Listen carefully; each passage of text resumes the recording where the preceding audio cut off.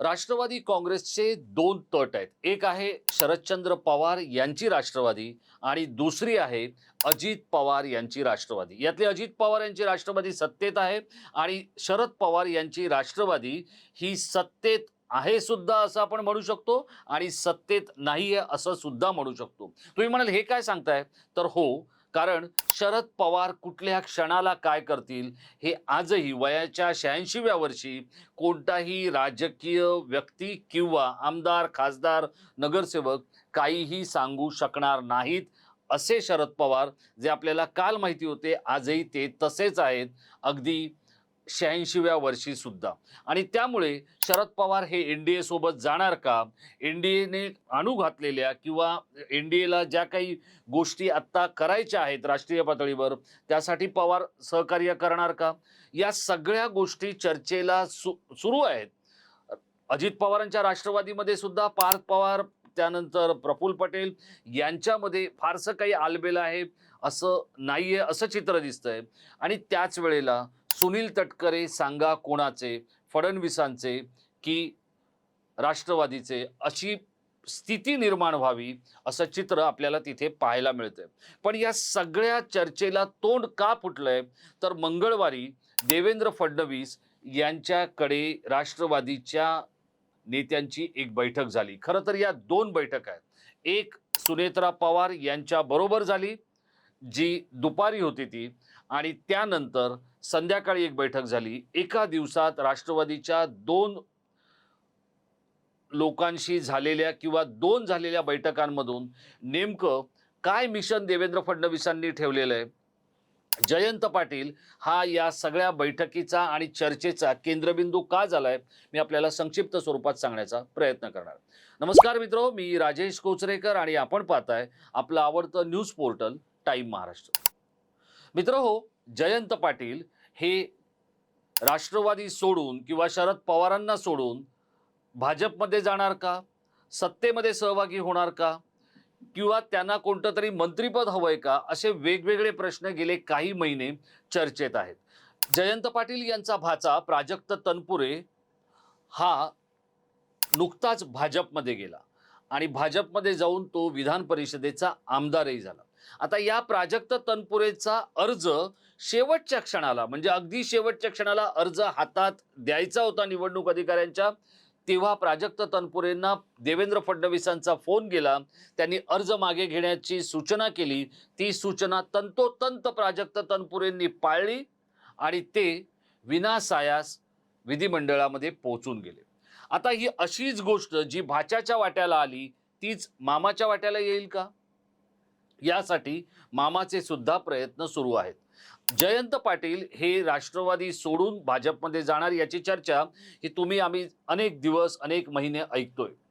पण मंगळवारी झालेल्या ज्या बैठका होत्या त्यामध्ये या संपूर्ण चर्चेला खरंच एक मूर्त स्वरूप येतंय का असा प्रश्न पडणारं वातावरण सध्या वर्षा आणि राष्ट्रवादीच्या गोटात झालेल्या बैठकांमधून आणि चर्चांमधून आपल्याला दिसतंय. दुपारी 2:35 देवगिरी बंगल्यावर सुनेत्रा पवार होत्या.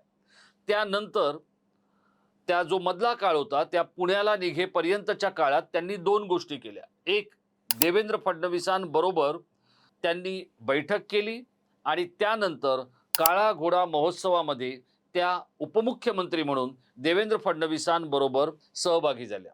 या वेळेला एकनाथ शिंदे तिथे नव्हते, कारण एकनाथ शिंदे दिल्ली दौऱ्याच्या दिशेनं निघालेले होते.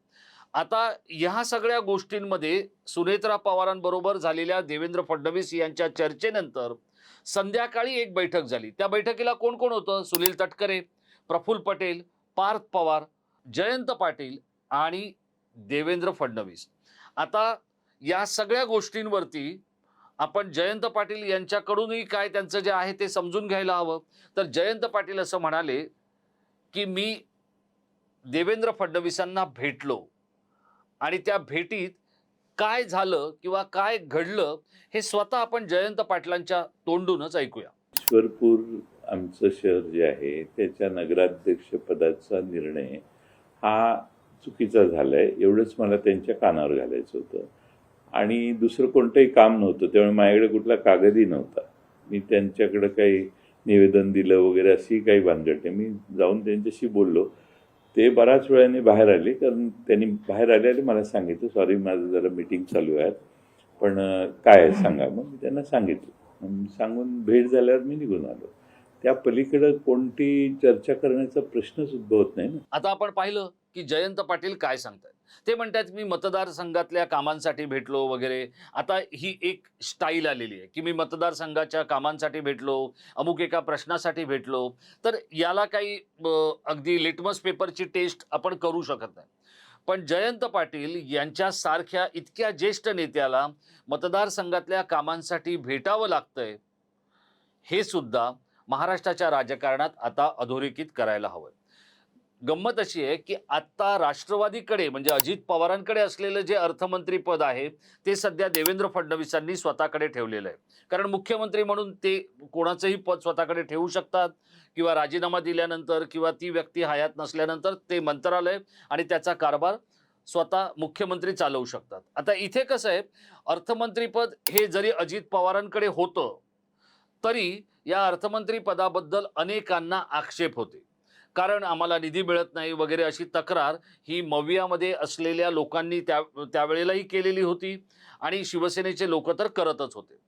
देवेंद्र फडणवीस यांनी अर्थ मंत्रालय स्वतःकडे ठेवण्याच्या दोन गोष्टी आहेत. एक तर ते स्वतः अर्थतज्ञ आहेत किंवा अर्थ विषयाचे जाणकार आहेत, आणि दुसरं म्हणजे सरकारवर आणि सरकारी गोष्टींचा जो काही गेल्या काळामध्ये खेळखंडोबा झाला होता त्याला एक आर्थिक शिस्त लावण्यासाठी ते करड्या शिस्तीच्या नेत्याच्या हातात असणं गरजेचं आहे. आणि त्यामुळे देवेंद्र फडणवीसांनी हे स्वतःकडे ठेवलेलं आहे. ते सुनेत्रा पवारांकडेही दिलेलं नाहीये, कारण सुनेत्रा पवार या तुलनेनं नवख्या आहेत. आणि जर ते सुनेत्रा पवारांकडे दिलं गेलं तर मग सुनेत्रा पवारांच्या पक्षातले काही लोक त्या अर्थमंत्रालयाचं जे काही करायचं ते करतील, ही सुद्धा एक फडणवीसांना भीती आहे. आणि मग ज्याच्याकडे अर्थमंत्रालयाची तिजोरी किंवा राज्याची तिजोरी, तो आपल्याला हवं तसं राजकारण करू शकतो, ही सुद्धा एक भाजपी भीती फडणवीसांना वाटते. आता या सगळ्यामध्ये जर जयंत पाटील गेले तर त्यांना काय हवंय, तर त्यांना अर्थ मंत्रालय हवंय, अर्थमंत्रीपद हवंय, हे आता स्पष्ट झालेलं आहे. ते ओपन सिक्रेट म्हणून आता महाराष्ट्राच्या राजकारणात चर्चेला आलेला विषय आहे. आता जयंत पाटील भाजपमध्ये जातील का, तर त्याचं उत्तर या क्षणाला नाहीच आहे. पण जयंत पाटील ह्यांचा एक वेगळा गट आणखी बसू शकतो का, तर बसू शकतो. याचं कारण असं आहे, त्या गटांना परवानगी देणारे पण भाजपचेच आहेत, त्याच्यावर आक्षेप घेणारे पण भाजपचेच आहेत आणि त्यातून पर्याय काढून देणारे सुद्धा भाजपचेच आहेत. त्यामुळे या सगळ्या गोष्टी जर सरकारला आणि फडणवीसांना हव्या अशा होणार असतील तर अर्थ मंत्रालय हे जयंत पाटील यांच्याकडे जाऊ शकतं. आता इथे खरी मेक आहे ती काय आहे, तर या अर्थ मंत्रालयाची मागणी ही सुद्धा राष्ट्रवादीच्या आणखी एका नेत्याने केलेली आहे. ते कोण आहेत, तर ते सत्तेत असलेले सुनील तटकरे आहेत आणि त्यांची मागणी ही आदिती तटकरेंसाठी आहे. आदिती तटकरे या महिला आणि बालकल्याण मंत्रालयाच्या प्रमुख आहेत, मंत्री आहेत. त्यांच्याकडे असलेलं जे महिला आणि बालकल्याण विभाग जो आहे त्याऐवजी किंवा त्यासहित तर त्यांना मिळणार नाहीये, त्यामुळे त्याऐवजी आपल्याला अर्थमंत्रीपद मिळावं असा तटकरेंचा आग्रह आहे.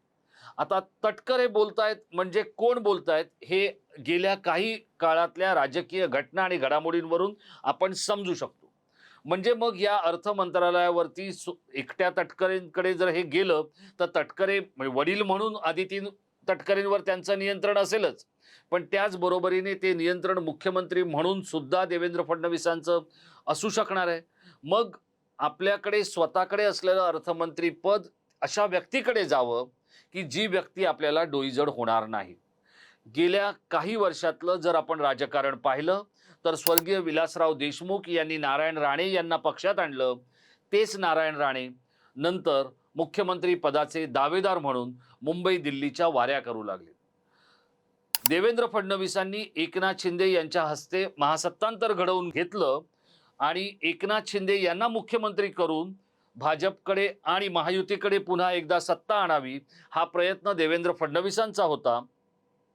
तो यशस्वी झाला, पण त्याच देवेंद्र फडणवीसांच्या मुख्यमंत्री पदाला आव्हान देणारा नेता म्हणून एकनाथ शिंदे यांच्याकडे सध्या पाहिलं जात आहे आणि फडणवीस शिंदे यांच्यातलं कोल्ड वॉर हे त्याच सगळ्या गोष्टींमधून सुरू आहे.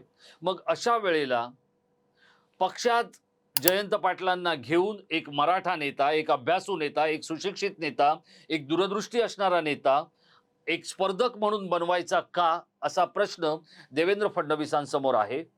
आणि त्या प्रश्नाचं उत्तर शोधतानाच जयंत पाटलांचा एक वेगळा गट किंवा काही त्यांना मानणाऱ्या आणि त्यांच्या अर्थमंत्री होण्याच्या गोष्टीला पाठिंबा देणाऱ्यांचा एक गट लवकरच कार्यान्वित होईल आणि त्या गटाला कशा पद्धतीत चालना दिली जाईल हे आपल्याला कळणार आहे.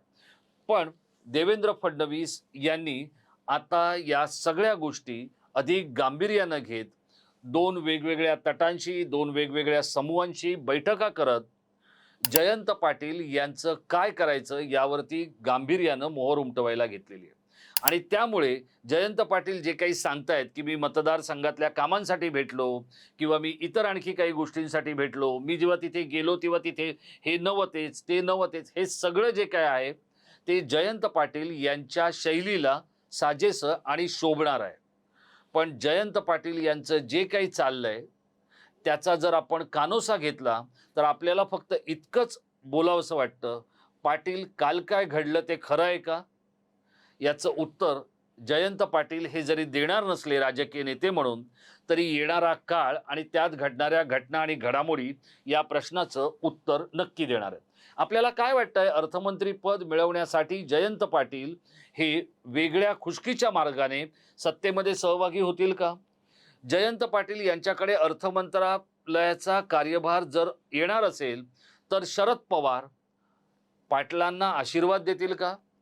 आणि देवेंद्र फडणवीस आता तिसरी चूक किंवा महाराष्ट्राच्या राजकारणातली आता तिसरी चूक न करण्याच्या टप्प्यावर पोचलेत का? म्हणजे आधी विलासराव, नंतर देवेंद्र फडणवीस आणि पुन्हा देवेंद्र फडणवीस असा मराठा नेत्यांना मोठं करताना स्वतःच्या पायावर कुऱ्हाड मारून घ्यायची नाही, ही शिकवण घेऊन देवेंद्र फडणवीस येणारी सूत्र हलवणार आहेत का? आपल्याला काय वाटतं या सगळ्या घडामोडींबद्दल आपण आम्हाला जरूर कळवा.